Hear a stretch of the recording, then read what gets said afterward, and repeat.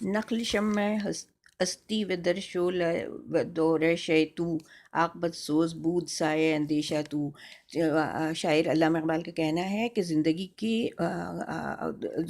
کی میں تم شمع کی زندگی دنیا میں اور زندگی میں تم شمع کی مانند ہو، جو کہ کبھی نہیں بجھتا، جو ہمیشہ جلتا رہتا ہے۔ شعلہ کے اندر شمع کے اندر جو ریشہ ہوتا ہے، جو اس کا دھاگا ہوتا ہے جو جلتا ہے، تم اس ریشے کی مانند ہو کہ شمع کو جلانے کے لیے یہ ریشہ ضروری ہے۔ اگر اس کے اندر وہ دھاگا نہ ہو، وہ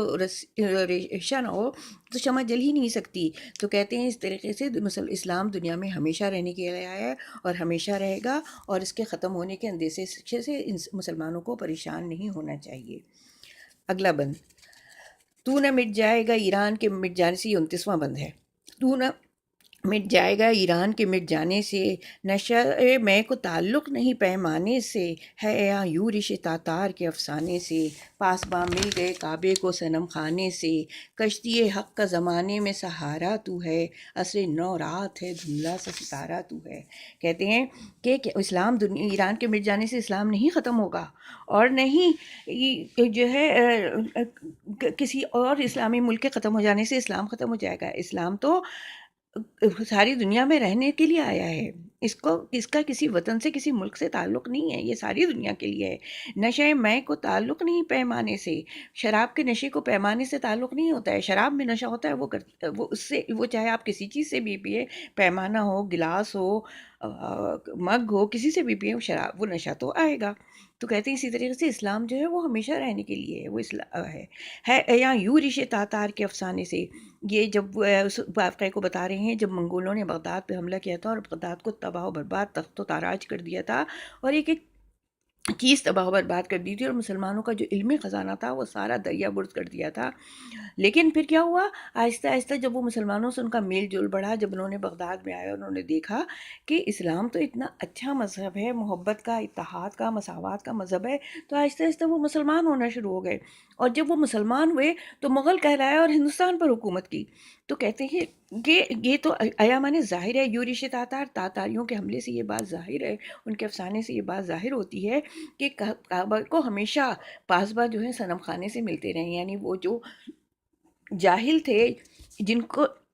تمیز و تہذیب سے دور کا واسطہ نہیں تھا، وہ مسلمان ہو کر اور دنیا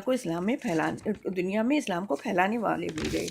کشتی حق کا زمانے میں سہارا تو ہے، شاعر کا کہنا ہے کہ دنیا میں اللہ تعالیٰ جو حق ہے اس کی کو اسلام ہی جو ہے مسلمان ہی زمانے میں پھیلائے گا، اور یہ عصر نو جو ہے وہ رات ہے جو کہ ختم ہو جائے گی، اور دھندلا سا ستارہ ہے تو جو آنے والے اچھے دور کی خبر دے رہا ہے۔ ہے جو ہنگام بپا یورش بلغاری کا، غافلوں کے لیے ہے پیغام ہے بیداری کا، تو سمجھتا ہے یہ ساماں ہے دل آزاری کا، امتحان ہے تیرے ایثار کا خودداری کا، کیوں ہراساں ہے سہیل فرس آدا سے، نور حق بجھ نہ سکے گا نفس آدا سے۔ ہے جو ہنگامہ بپا مانے پھیلا ہوا، یورش بلغاری کا، بلغاریہ کے حملے کا۔ اس زمانے میں جنگ عظیم چل رہی تھی، اور بلغاری جو ہے وہ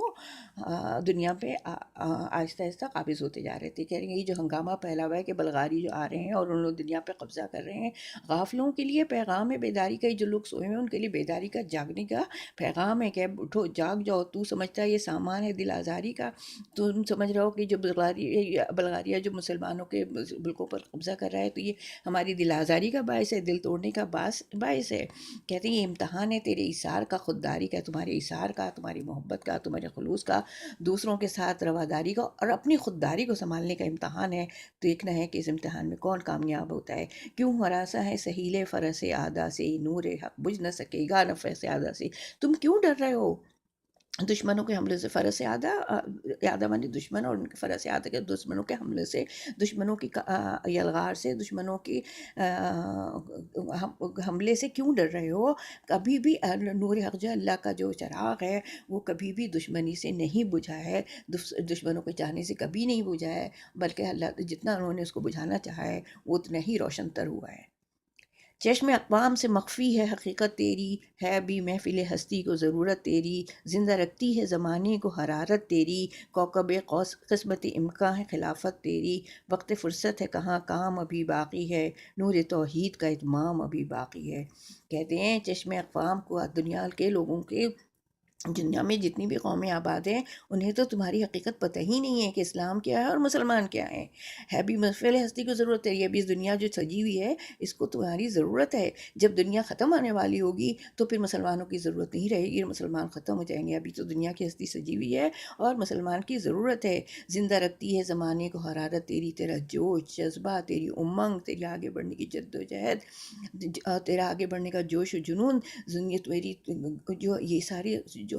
جذبے جو تیرے اندر ہیں، یہ انہوں نے تو زمانے کو زندہ رکھا ہوا ہے۔ کوکب قوس قسمت امکاں ہے خلافت تیری، اور تیری ہی قسمت میں خلافت لکھی گئی ہے اور تجھے ملے گی۔ ساری دنیا کی خلافت مسلمانوں کو ہی حصے میں آنی ہے اور ملے گی، اور اس کے لیے مگر ہمیں ابھی بہت کام کرنا ہے۔ وقت فرصت ہے کہاں کام ابھی باقی ہے، ابھی بہت کام کرنا ہے اور اس کے لیے مسلمانوں کو متحد ہونا ہے، آگے بڑھنا ہے۔ نور توحید کا اتمام ابھی باقی ہے۔ اللہ تعالیٰ کا نور دنیا میں آ تو گیا ہے مگر مکمل نہیں ہوا ہے۔ جب تک ساری دنیا میں نہیں پھیلے گا اس کا اتمام نہیں ہوگا، مکمل نہیں ہوگا۔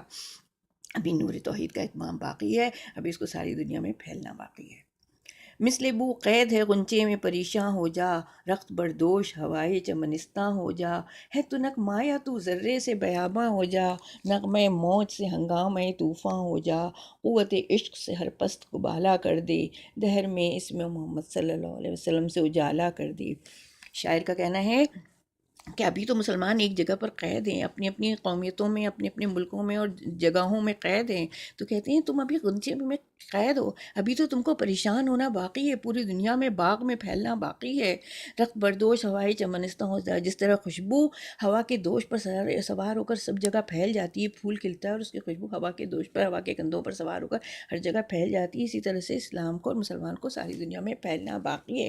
ہے تو نک مایا تو ذرے سے بیاباں ہو جا، ابھی تیری کوئی حیثیت نہیں ہے، دنیا تجھے کوئی حیثیت نہیں دیتی ہے، تو ایک ذرے کی طرح ہے، لیکن تو ذرہ نہ رہے، اس بیابان بن جا، ایسا ہو جائے جو لق و دق بیابان بن جائے، جس کی کوئی انتہا نہ ہو، جس کی کوئی حد نہ ہو۔ نغمہ موج سے ہنگامہ طوفاں ہو جا، جب موج صبح خرامی سے چلتی ہوتی ہے تو آہستہ آہستہ آواز ہوتی ہے، لیکن جب ہنگامہ طوفاں ہوتا ہے، جب موج سمندر میں یا دریا میں طوفان اٹھتا ہے، سمندر میں طوفان اٹھتا ہے، تو وہ ہر چیز کو اپنے ساتھ تباہ و برباد کرتے ہوئے لیتا ہوا چلا جاتا ہے، خس و خاشاک کی مانند سب کو اڑا دیتا ہے۔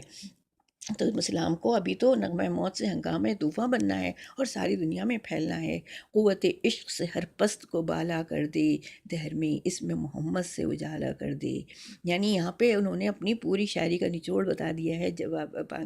جواب شکوہ کا، کہ اپنی محبت، اپنی اللہ سے اور اللہ کے رسول سے محبت سے ہر نیچی چیز کو بلند و بالا کر دے۔ یعنی جو اسلام کے مسلمان اس دنیا میں نیچے ہوئے ہوئے ہیں، ذلیل و خوار ہو رہے ہیں، اپنے اللہ سے اور اپنے رسول سے محبت کرو تو دنیا کی بلندیاں تمہارے قدموں میں آ جائیں گی، اور دنیا میں نبی کریم صلی اللہ علیہ وسلم کے نام سے اجالا ہو جائے گا۔ اگر تم چاہو، جب تم اللہ سے اور اللہ کے رسول سے عشق کرو گے تو ہر کامیابی تمہارے قدم چومے گی اور ساری دنیا میں نبی کریم صلی اللہ علیہ وسلم کا نام پھیل جائے گا۔